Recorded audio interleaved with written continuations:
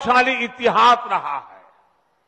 बद्री विशाल से सेतुबंध रामेश्वरम की यात्रा, गंगोत्री से गंगा सागर की यात्रा, द्वारकाधीश से जगन्नाथपुरी की यात्रा, द्वादश ज्योतिर्लिंग की यात्रा, 4 धामों की यात्रा, कैलाश मानसरोवर यात्रा, कांवड़ यात्रा, शक्ति पीठों की यात्रा, पंढरपुर यात्रा, आज भी भारत के कोने कोने में कोई न कोई यात्रा निकलती रहती है। लोग आस्था के साथ उनसे जुड़ते रहते हैं। तमिलनाडु में भी कई यात्राएं प्रसिद्ध हैं।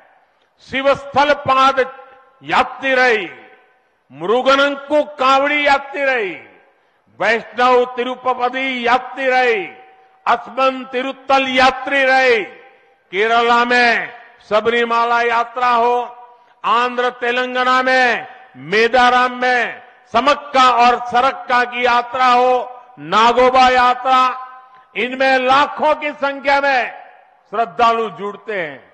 यहां बहुत कम लोगों को पता होगा कि केरला में भगवान राम और उनके भाइयों भरत, लक्ष्मण और शत्रुघ्न के धाम की भी यात्रा होती है। ये यात्रा नालंबम यात्रा के नाम से जानी जाती है। इसके अलावा देश में कितनी ही परिक्रमाएं भी जारी रही है।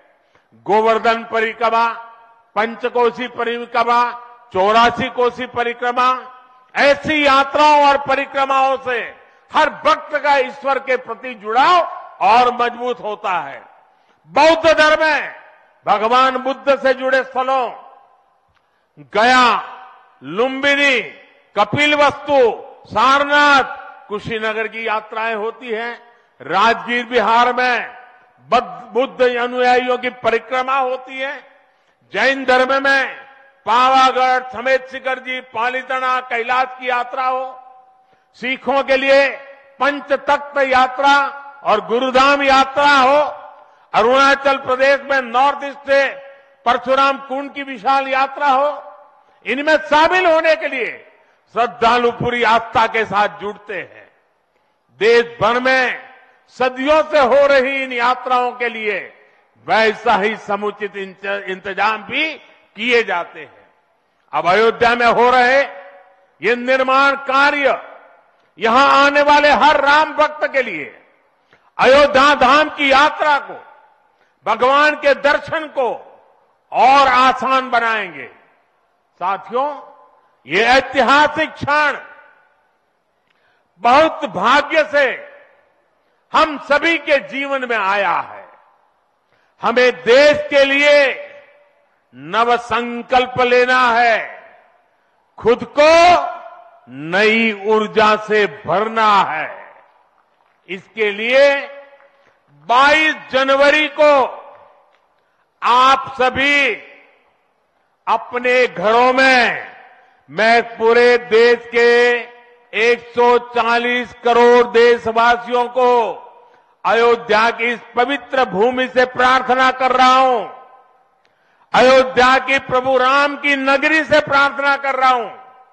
मैं 140 करोड़ देशवासियों को हाथ जोड़ करके प्रार्थना कर रहा हूं कि आप 22 जनवरी को जब अयोध्या में प्रभु राम विराजमान हो, अपने घरों में भी श्री राम ज्योति जलाएं, दीपावली मनाएं।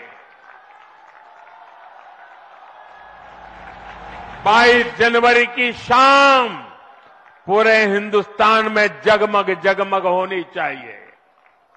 लेकिन साथ ही मेरे सभी देशवासियों से एक करबद्ध प्रार्थना और भी है। हर किसी की इच्छा है कि 22 जनवरी को होने वाले आयोजन का साक्षी बनने के लिए वो स्वयं अयोध्या आए। लेकिन आप भी जानते हैं कि हर किसी का आना संभव नहीं है। अयोध्या में सबका पहुंचना बहुत मुश्किल है।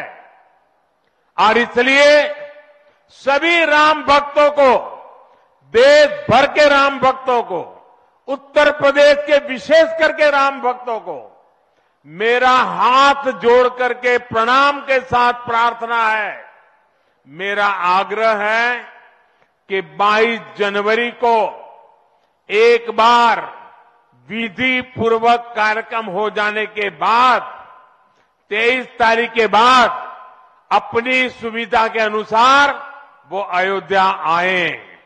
अयोध्या आने का मन 22 तारीख को न बनाए। प्रभु राम जी को तकलीफ हो, ऐसा हम भक्त कभी कर नहीं सकते हैं। प्रभु राम जी पधार रहे हैं तो हम भी कुछ दिन इंतजार करें। 550 साल इंतजार किया है, कुछ दिन और इंतजार कीजिए।